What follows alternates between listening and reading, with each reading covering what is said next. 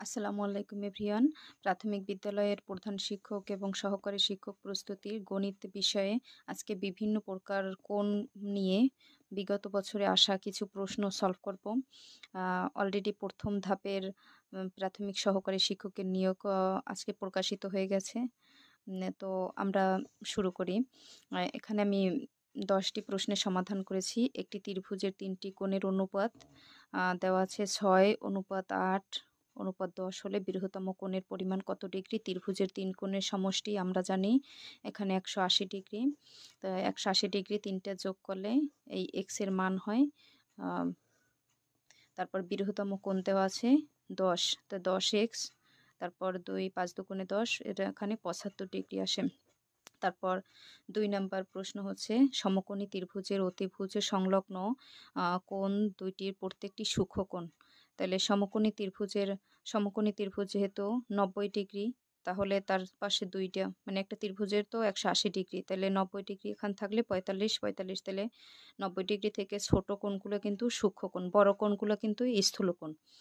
আবার এটা দেওয়া আছে ৪০ ডিগ্রি কোণের পূরক কোণ কোনটি?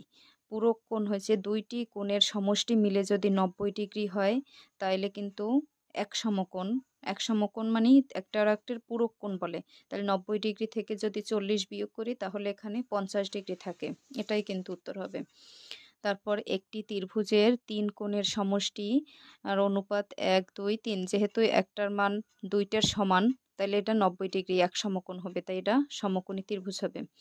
তারপর ২ সমকোণ অপেক্ষা বড় ও ৪ সমকোণ অপেক্ষা ছোট কোণ, অর্থাৎ ১৮০ ডিগ্রি থেকে বড় কিন্তু প্রবৃদ্ধ কোণ ৩৬০ ডিগ্রি থেকে ছোট, এই কোণটা হবে প্রবৃদ্ধ কোণ। এগুলো আসলে মুখস্থ করলে খুব ভালো হয়।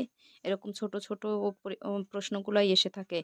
একটি সরলরেখার সাথে একটি রেখাংশ মিলিত হয়ে যে সন্নিহিত ও পরিপূর্ণ তাহলে সম্পূরক কোণ বলে, যার মান ১৮০ ডিগ্রি হয়। তারপর একটা ঘড়ির অঙ্ক দেওয়া আছে। ঘড়ির অঙ্ক এটা সাধারণত ১২টা থেকে ৫টা ১৫০ ডিগ্রি হয়। তারপর আছে যাইয়া হাফ মিনিট ৫ ডিগ্রি যোগ করতে হবে ১৫৫ মিনিট। তারপর আমি ৮ নাম্বার এখানে দুইটি কোণের পরিমাপের যোগফল ২ সমকোণ হলে কোণ দুইটি পরস্পর কিন্তু সম্পূরক কোণ হয়, আর যদি ৯০ ডিগ্রি হয় তাহলে কিন্তু পূরক কোণ। তারপর দেওয়া ৯ নাম্বারে একটি সরলরেখার উপর লম্ব অঙ্কন করলে কয়টি সমকোণ পাওয়া যায়? ২টি সমকোণ পাওয়া যায়।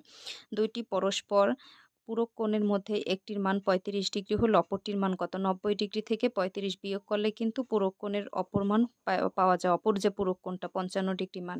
তো আজকে এই পর্যন্তই। ধন্যবাদ সবাই।